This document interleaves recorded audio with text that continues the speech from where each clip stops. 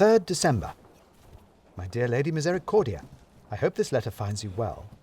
I am not entirely sure that it will, however. I rather suspect that it finds you somewhat unwell, given the hour the party went on to last night. But while you were busy capering around the ballroom and working up a headache and a bad mood for this morning, I, my lady, have been busy thinking and busy doing. Which is why I am able to greet you with some news that I think will cheer you up. Your wish of many long years has come true. You will find yourself this morning without a private tutor. Ring for me, my lady, and I will not answer. Go to the schoolroom, and you will find it empty, for I have gone. Ah, but where? I noticed, my lady, that you were not awake this morning to see your father and his expedition off on their grand departure.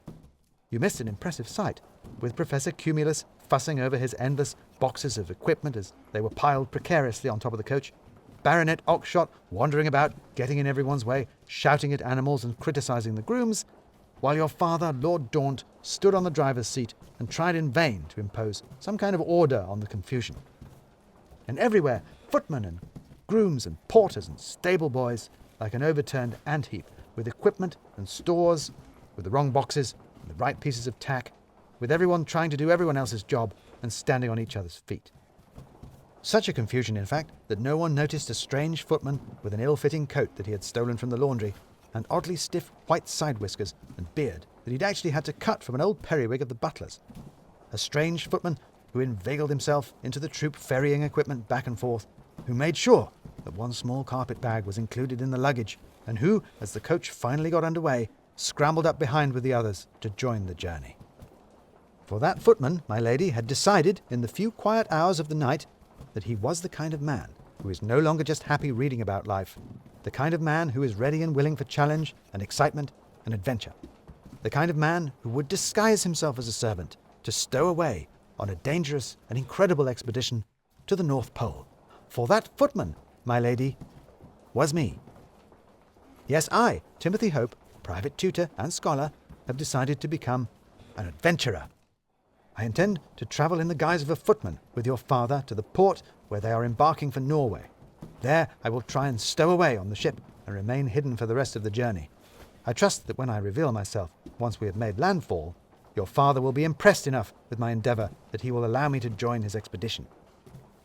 I am writing this now from a hayloft in a coaching inn a day's journey from Daunt Magna. All of us footmen, supposed and genuine, are huddled together up here as a dreadful storm blows around us, rattling the broken slates and rustling through the hay.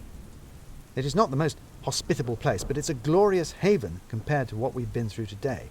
All I can say is that I am glad I am only pretending to be a servant if this is the sort of thing they have to go through regularly. All of us staff have had to travel on the outside of the coach in the most inclement and abysmal weather as we lumbered through dripping and dismal woods, across desolate and howling moors, up into bleak and foggy mountains.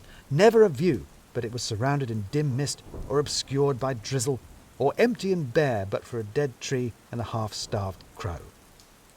Not that one has much of a mind for scenery when one is being rained on, hailed at, blown about, and soaked with mud from the road. I cannot imagine a more depressing and trying journey. I truly suspect that this is the more arduous expedition, the progress through wintry, unwelcoming Britain, not the sea crossing or the great polar adventure that awaits us. But this was not all.